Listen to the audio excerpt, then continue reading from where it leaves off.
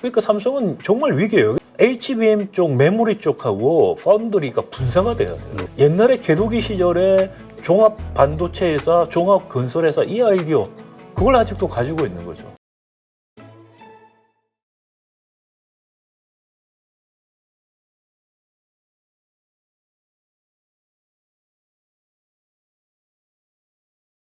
지금 그 반도체 관련해서도 상당히 위기론이 떠오르고 있잖아요. 지금 D램 부분에서도 DDR5까지 떠오르고 있고 중국에서. 네. 그러면서 삼성전자 위기론이 나왔던 게 불과 2달 전이거든요. 2~3달 전. 이러한 중국의 추격, 이것을 우리가 과연 어떻게 극복할 수 있을 것이냐. 그러기 위해서는 우리도 삼성전자 같은 이 반도체 기업들, 그러니까 기업들의 뭔가 외국이 주려는 어떤 보조금이 됐든 뭔가 혜택, 이런 것들을 우리도 과감하게 국내 기업들에게 줘야 되지 않냐라는 의견들도 있거든요. 그건 굉장히 잘못된 생각이라고 저는 생각이 그래요? 돼요. 첫 번째는 뭐냐면은 삼성전자가 왜 위기에 왔는지 본질적인 분석이 없이 마치 외국에선 보조금을 줘서 잘하고 있고 우리는 안 줬다. 그것도 팩트가 아니에요, 사실. 근데 뭐 예를 들어서 이제 미국 같은 경우에 바이든 때 IRA 법을 통해서 바이든은 최소한 전략적으로 중요한 반도체 같은 것들을 리쇼링하는 정책을 쓰는 거예요. 그거는 어느 정도 피석을 해요. 근데 지금 트럼프 같이 자동차 산업 이런 거 조선 산업을 1950년대, 60년대로 되돌리겠다 관세로 제조업으로. 불가능한 걸 하려고 하는 거예요. 저는 실패할 거라고 생각이 됩니다. 근데 하여튼 그때도 사실 반도체 같은 경우도 미국에서 공장을 짓고 운영하는 게 훨씬 비싸요. 그러니까 타이완이나 한국에서 짓고 운영하는데 10년 잡았을 때 미국에서 한 100이라고 하면 타이완하고 한국에서는 75 정도 든다고. 네. 그러니까 25가 더 드는 거예요. 그러니까 3분의 1 정도의 비용이 더 들어요. 경쟁력이 없다. 없죠. 그래서 그걸 메꿔주려고 칩스 액트로 해서 보조금을 준 거예요. 근데 보조금이 그걸 메꿀 만큼 충분치가 않아요, 사실은. 네. 그 외에 팔이 삐뚤려서 가는 거였죠. 그래서 가는 건데 그것 때문에 보조금 때문에 더 조건이 좋아서 갔다, 그건 전혀 물정 모르고 하는 이야기라는 거죠. 그러니까 국내에서 짓고 타이완에서 짓는 게 더 싸고 생산하는 게 더 싸요, 당연히. 네. 예, 그런데도 불구하고 갔다는 거는 다른 이유가 있었고, 또 삼성전자나 이런 경우는 가면서 부족한 거는 국내에서 정부가 노잣돈을 툭툭히 주면서 잘 가세요라고 해준 거죠. 가서 세금 돈 벌어도 세금 안 내도 된다. 그리고 가는 곳 도와주기 위해서 국내에서 이미 투자를 결정한 것까지 보조금을 주겠다. 아무 의미 없는 정책들을 우리는 의미가 없는 게 아니죠. 삼성전자 해외 진출을 밀어주는 매국적 정책을 한 거예요, 지금. 하여튼 그런 면에서 보조금 때문에 어쩌고라는 거는 맞지도 않고요. 두 번째는 삼성전자가 지금 위기가 온 게 보조금하고는 아무 상관이 없어요. 실체, 그러니까 본질은 어떤 거라고 보세요? 사실은 제가 작년 9월 하순부터 12월 초까지 한 2달 반 동안에 매주 한 번 1시간씩 삼성전자 앞에서 1인 시위를 했었어요. 아, 그래요? 네네. 언론들이 이제 KBS나 이런 데서 사진은 찍어가고 보도는 안 됐죠. 그런데 이제 두 가지를 요구한 겁니다. 하나는 뭐냐면은 파운드리를 분사하라라는 거였고요. 두 번째는 이제 아리백 구체적 계획을 제시하라. 예, 재생에너지 100%. 네. 그 두 가지였는데, 아리백 이야기는 제가 좀 길어지니까 빼고, 파운드리 분사를 하라고 제가 이야기를 한 이유가 뭐냐면은, 삼성전자가 지금 파운드리 굉장히 어렵죠. 그렇죠. 그러니까 메모리 조금 이따 말씀을 드리겠습니다만, 파운드리 부분이 왜 어려우냐. 그러니까 3년 반 전에 제가 삼성 경제경영연구소에서 세미나를 해달라고 한번 가서 세미나를 한 적이 있어요. 재벌 개혁 왜 해야 되는지 세미나를 하고, 그리고 1시간 반 정도 주요 계열사 사장들하고 오찬을 하면서 여러 가지 이야기를 했었죠. 그 중에 하나가 제가 무슨 이야기를 했었냐면은, 삼성이 지금 TSMC를 쫓아갈 절호의 기회가 왔다. 왜냐면은 애플이라든지 퀄컴 같은 빅테크 설계 전문 회사들이 TSMC한테 최첨단 제품을 계속 맡기다 보니 TSMC 말고 할 수 있는 회사가 없어져서 TSMC의 그 협상력이 너무 커지는 거예요. 그러니까 애플이든지 퀄컴 같은 입장에서는 TSMC하고 경쟁할 수 있던 세컨 소스를 원해요. 네. 그럼 미국의 회사들은 항상 세컨 소싱을 하거든요. 근데 TSMC 자체가 세컨 소싱을 할 수 없을 정도로 커져버리니 협상력도 없어지고 자기들도 의지하게 되니까 불안한 거죠. 그렇죠. 그런데 그때 기술적으로 TSMC하고 가장 근접한 게 삼성전자였어요. 그러니까 삼성전자가 애플이나 퀄컴한테서 첨단 제품들 수주를 받을 수 있는 절호의 기회가 왔다 제가 이야기를 했어요. 그런데 왜 수주를 못 받냐? 왜 못 받겠냐? 물어봤어요. 그러니까 대답이 없죠. 그래서 제가 뭐라고 그랬냐면은 삼성에서 설계를 한다고 하니까 설계도를 안 보여준다고. 경쟁 회사한테 설계도를 그렇죠. 왜 보여주겠냐고. 그러니 설계 부분을 분사하라고 그랬어요, 그때. 설계 부분을 분사하고 그러고 나서 다시 설계 도면 보고 다시 뺏겨서 할 거라는 불안감이 있을 테니 우리는 다시는 뺏겨서 기술 탈취 안 한다라는 것을 보여주기 위해서 정부에 징벌배상과 디스커버리 입법 청원을 하라고 그랬어요. 그러니까 징벌배상이라는 거는 사실 엄청난 거죠. 그렇죠. 매출액에 비례해서 배상을 해야 되고 디스커버리는 증거들을 다 드러낼 수밖에 없게 하는 그런 그 민사소송에서 증거 수집 절차죠. 이것들이 되면은 사실상 삼성전자가 기술 탈취하고 싶어도 할 수가 없게 되니 그렇게 두 가지 하면 틀림없이 세컨 소싱 받고 TSMC 쫓아가는 그 소원이 이루어질 수 있다 이야기를 했었어요. 3년이 지나서 안 했어요.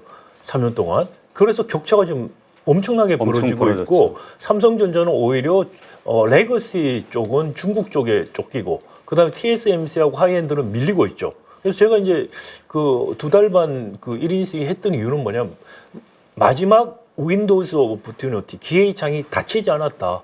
그런데 조금 있으면 닫힌다. 지금이라도 하라고 이야기를 한 거예요. 왜냐하면은 세컨 소싱을 만약에 삼성전자가 아니고 인텔이라든지 이런 회사가 하기 시작하면은 삼성전자는 더 이상 파운드리에서 서바이브할 수가 없어요. 근데 아직까지 거기를 못 갔기 때문에 지금이라도 과감하게 설계 부분 매각하고 그 다음에 아예 파운드리를 분사하라.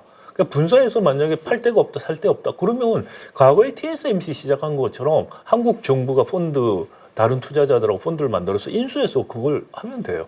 그렇게 하면은 그 파운드리 부분에서 살아날 수 있다 이야기를 했어요. 근데 그거 지금 거의 좀 처음에 이야기 나오다 없어졌죠. 자, 파운드리 그렇고 그다음에 메모리 반도체는 왜 이러느냐? 아시다시피 한 2015년쯤 가서 메모리 반도체가 혁신 삼성전자 초격차 전략이 한계에 부딪혀요. 네. 그동안에 이제 메모리 반도체의 커패시티를 증가시키는 거는 이 트랜짓 같은 것들, 이것들을 집적이라고 하죠. 이 쭉쭉 아파트 뭐 층수 높이고 지압하고 하는 식으로 해서 집접을 통해서 커패시티를 높였는데 이걸 더 쌓는 게 더 이상 불가능해진 거예요. 기술적으로. 그래서 그때 좀 나온 아이디어가 집층이 나온 거죠. 그게 뭐냐면은 반도체 칩들을 쌓는 거예요. 그게 네. HBM이라는 거죠. 그게 HBM이 삼성전자 안에서 나온 아이디어예요. 음. 그런데 삼성전자의 기득권 기술을 갖고 있는 삼성전자의 그 황금기를 이끌었던 사람들이 기득권자예요, 그 안에서. 그렇죠. 권력 투쟁에서 밀려나는 거예요. 그래서 HBM 주장했던 사람들이 하이닉스를 가고 마이크론을 이직해서 만든 거예요, 거기서. 그런데 한동안은 반도체 특수가 왔을 때는 메모리 칩 중심으로 팔았죠. 그러니까 삼성이 엄청 팔았는데, 이 엔비디아가 나오면서 AI 이야기 나오고, 그래픽 GPU가 나오면서 갑자기 HBM이 지금 폭발적으로 수요가 증가하고 그 다음에 수익률도 굉장히 높죠. 그래서 이번 1, 4분기에 드디어 메모리 반도체, HBM 포함해서 삼성전자보다 하이닉스가 점유율이 높아졌다고 지금 보도가 나오죠. 네. 그게 일어났던 게 어떻게 보면 전형적인 슈페터의 창조적 파괴라는 거죠. 혁신적인 아이디어나 혁신적인 기술이 기득권 기업이 아닌 도전 기업에 의해서 들어온다. 하이닉스, 마이크론. 지금 그 상황에 있고 삼성전자는 작년에 사실 이 충격이 오면서부터 HBM 때문에 계속해서 콜 테스트 될 것 같은 거짓말을 했었어요. 그렇죠. 그런데 그 작년 이때쯤부터 전문가들은 삼성의 반도체 칩 설계 자체가 HBM을 하기에 안 좋다는 이야기를 했었어요. 그러니까 설계부터 바꿔야 된다는 이야기죠. 그렇죠. 근데 삼성은 그걸 부인했어요. 그리고 계속해서 자기들 HBM 한다고 곧 된다는 식으로 말했는데 작년 11월에 가서 고백을 했죠, 드디어. 왜냐? 자기들 생산 라인을 새로 만들겠다고 그랬어요. 그러니까 뭐냐면은 HBM 전용 반도체 설계부터 다시 해서 만든다는 거예요. 근데도 올 3, 4월 달에 될 거라고 또다시 거짓말을 했죠. 할 수가 없어요. 그렇게 빨리. 빨리 돼도 여름이나 가을쯤 돼서 될 건데, 그런데 삼성전자는 또 메모리 반도체 파운드리 설계 다 한다고 계속해서 자기들 주장을 하면서 게이트 올 어라운드가 자기들 전략이다 이렇게 말해요. 그게 뭐냐면은 종합 건설회사처럼 네. 설계도 하고 시공도 하고 뭐 다 한다는 거예요, 자기들이. 그래서 우리가 설계한 걸로 그다음에 메모리하고 파운드리 다 만들어서 딱 한꺼번에 팔아준다. 아무도 안 사죠. 삼성전자 안에 휴대전화에 들어가는 갤럭시에 나가는 AP 자체 그거조차도 수율이 너무 낮아서 너무 비싸서 콜콜 끓어요 지금 작년부터. 삼성전자 자체에서도. 네, 왜냐하면은 수율이 그러니까 주문을 받아서 생산을 해야지 이게 학습 효과에 의해서 수율이 올라가요. 그렇죠. 그렇죠. 근데 주문이 안 들어오니까요. 그러니까 수율이 낮죠. 그러면 그 수율 높게 할 수 있는 거는 4나노 밑으로 있는 레거시 쪽이에요. 중국하고는 그런 가격 경쟁이 있어요. 그러니까 이게 샌드위치가 되고 있죠. 삼성전자 그래서 지금 급하니까 작년에 TSMC한테 네. 우리가 좀 납품하게 해달라는 식의 이야기를 해요. 너네 물장님 또 우리한테 주라. 그러니까 지금 어떤 게 HBM 만들잖아요, 하이닉스가. 그러면은 GPU를 실제로 설계한 걸 가지고서 TSMC가 만들죠. 그러면 그 두 개를 붙여야 되는 거는 TSMC가 해요. 마지막 네. 패키징이라고 하는 거는. 그럼 패키징을 마지막에 하려면 TSMC가 만든 GPU 쪽하고 이 메모리 쭉 집층한 HBM 사이에 인터페이스가 있어야 돼요. 이 정보들을 서로 교환해서 해야 되거든요. 그러니까 삼성전자가 TSMC에 납품을 하면 그 정보를 TSMC가 오픈하는 거예요, 삼성한테. 그런데 왜 하겠어요? 그렇죠. 자기 경쟁회사인데. 그래서 TSMC 모리스 창이 우리는 삼성하고 협력할 의사가 없다고 그렇게 말합니다. 네. 그래서 지금 삼성이 HBM 쪽에서 지금 뭐 이제 팔로우 입장이죠. 지금 하이닉스, 마이크론, 삼성전자예요, 사실 3위 사업자인데 팔로우 입장에서 마음이 급하죠. 그러니까 뭐 노동시간 제한 풀어달라는 등 그런 이야기까지 하고 있는데 그래서 쫓아가더라도 문제는 뭐냐면 당장에 누구한테 팔 거냐. TSMC가 사줘야 되는데 TSMC가 사줄 의사가 없어요. 그러니까 삼성은 정말 위기예요. 그러니까 이거를 극복하기 위해서라도 HBM 쪽, 메모리 쪽하고 파운드리가 분사가 돼야 돼요. 이해상충들이 지금 생기고 있어서 분사를 해야 되는데 옛날에 개도기 시절에 종합 반도체 회사, 종합 건설 회사 이 아이디어 그걸 아직도 가지고 있는 거죠.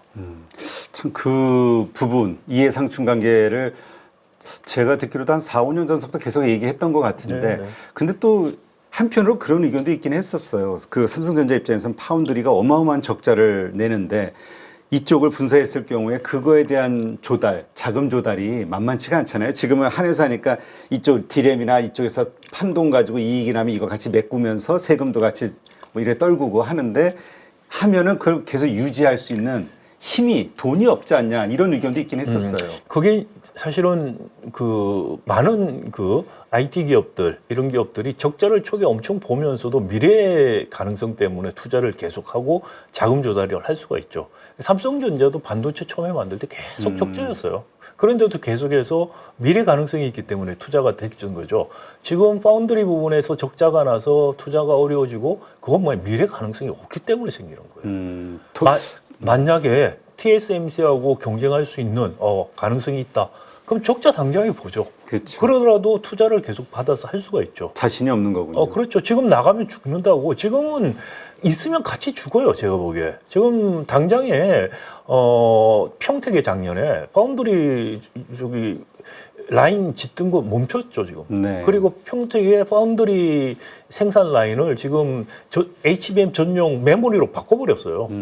자 그리고 텍사스 오스틴의 파운드리 공장이죠. 네. 거기도 지금 메모리로 돌릴까 지금 생각을 하고 있다는 거예요. 그리고 테일러에도 파운드리 짓겠다고 했는데 그 돈 지금 받은 거죠, 보조금. 근데 그것도 지금 늦추려고 하고 있죠. 왜냐하면 파운드리가 비전이 없어요. 지금 그리고 HBM 메모리가 급하니까 메모리부터 어떻게 하자는 거죠. 이거는 파운드리 고사예요.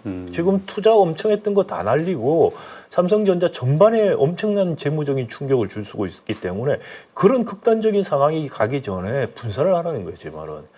지금 아직도 그러면 말씀하신 대로 분사하고 그런 도전 의식과 뭔가 이 밀집된 어떤 각오 이런 것들이 하나로 뭔가 모여질 수 있다면 아직도 삼성전자 파운드리에는 성장의 상존의 기대가 있는 건가요? 어느 정도 있는지 지금은 굉장히 애매해졌어요. 저 윈도우즈가 거의 닫혔다고 생각이 돼요. 아. 왜냐하면은 인텔하고 TSMC가 지금 공동으로 해서 파운드리 공장을 하겠다고 지금 이야기들이 나오고 있죠. 그렇죠. 그러니까 거기서 세컨 소싱을 하기 시작하면은 그러면 이제 세컨 소싱 기회가 없어지는 거죠. 그게 근데 지금 아직 완성이 된 건 아니니까 저는 지금 뭐 삼성이 뭐 살 데도 없고 분산한다고 해서 뭐 그런 문제가 있다면은 그 파운드리 사업에서 손을 떼고 과거에 하이닉스 정부가 인수했었던 것 같이 인수해서 정부가 인수하든지 아니면 펀드를 만들어서 인수해서 민간인이 세계적인 전문가가 와서 경영을 하도록 하는 거죠. 그런 식으로 하는 게 마지막 기회라고 생각이 되는데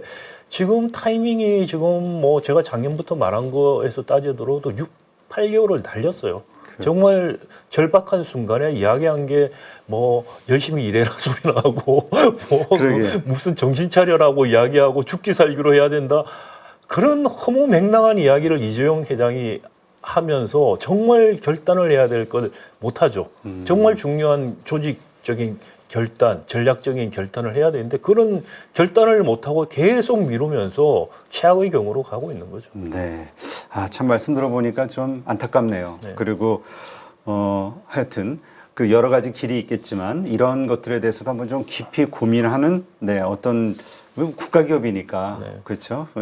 한국을 대표하는 기업이다 보니까 하여튼 뭔가 현명한 결정 내리는 저기 참 아까 보조금이 왜 허황된 이야기냐고 말씀을 드리냐면은 지금 이제 삼성전자 출신의 국회의원이나 전직 국회의원들이 정부를 대상으로 로비하는 게 뭐냐면 파운드리가 지금 적자가 심하니 보조금으로 메꿔달라고 그러는 거예요. 아, 그러니까 무슨 말이냐면은 죽어가는 기업을 살려달라는 입장이에요, 자기들은. 그런데 그러면은 이 기업들을 청산을 하든지 매각을 하든지 그런 스스로 살기 위해서 노력을 더 안 하죠. 정부에서 먹여 살려주는데. 그렇죠. 그럼 정말 죽이는 거예요. 회사도 죽이고 나라를 죽이는 일이에요. 근데 그런 식으로 보조금이 오남용이 되고 있다는 거, 그것 때문에 사실은 지금 보조금 문제, 뭐 그다음에 노동시간 문제 이게 본질이 전혀 아니라는 거죠. 네. 그러니까 뭔가 그 더 적극적인 투자를 하기 위해서 뭔가 하는 게 아니라 이미 적자를 보고 있는 파운드리 쪽에서의 유지를 위한 보조금으로 전락할 가능성. 그런 가능성이 크죠. 이것이 문제다. 네, 이렇게 이해를 하면 되겠군요. 네, 참 말씀 들어보니까 삼성전자 근데 참 쉽지 않겠네요. 그 경영자 입장에서도 어떤 단호하게 결정을 하는 이게 진짜 생즉사 사즉생 이런 각오로 해야 되는 상황인 것 같아요. 말씀 들어보니까. 네네. 그 말은 그렇게 하는데 결정은 전혀 못하죠. 그렇죠. 결정 장애가 거의 있는 것 같이 지금 느껴질 정도로 그냥 자신이 없어서 현상 유지를 하는데 현상 유지가 최악의 결정을 하고 있다는 걸 알아야 되는 거죠. 네, 알겠습니다. 네, 하여튼 이렇게 해서 지금 트럼프 대통령의 관세 전쟁 이것으로 파급되는 한국 경제의 여러 가지 어두운 면들 그리고 또 우리 삼성전자 같은 이제까지 한국의 경제를 이끌어왔던 기업들이 가지고 있는 여러 가지 어려움들, 난관들 이제 이걸 어떻게 극복할 것이냐 이게 이제 결국 우리 한국 경제의 미래인데 그렇게 말씀 들어보니까 만만치 않네요. 녹록치 않고 따라서 한국 경제에도 좀 뭔가 국가 차원에서도 뭔가 결단이 좀 필요한 상황인가 이런 생각 좀 들기도 하고요. 네, 맞습니다. 지금 말씀하신 것처럼 그 정책적으로 삼성전자가 그런 의사결정을 할수록 유도를 해야 되지 그 의사결정을 미룰 수 있도록 보조금을 주자는 지금 그런 정말 잘못된 논의를 마치 반도체를 살리고 삼성전자를 도와주는 거라고 정치인들은 지금 프로파간다를 하고 있어요. 네. 여야 할 거 없이 다 그러고 있어요. 국민을 속이고 있고 자기를 스스로 속이는 거예요. 이런 것들 현상 원인을 정확하게 파악하고 과감한 결정을 내려야 될 때 타이밍을 놓치면 더 이상 결정을 내린다는 게 의미가 없어져요. 그 시점이 지금 거의 지나고 있다. 너무나 저는 사실 안타깝게 생각을 하고요. 대선 때도 이런 게 정말 큰 대선 정책 이슈가 돼야 되지 않을까라는 생각이 개인적으로 듭니다. 그리고 한 걸음 나가서 아리백 아까 이야기가 길어져서 제가 말씀을 안 드렸는데 반도체라든지 2차 전지나 자동차 이런 데가 글로벌 공급망에서 아리백 압력이 가장 강한 산업들이에요. 그런데 우리 지금 상황에서는 아리백 재생에너지 100%로 생산을 할 수 있는 그런 입지적인 또는 장수가 없어요. 그렇죠. 송전망의 제약이라든지 여러 가지 생각하면 없거든요.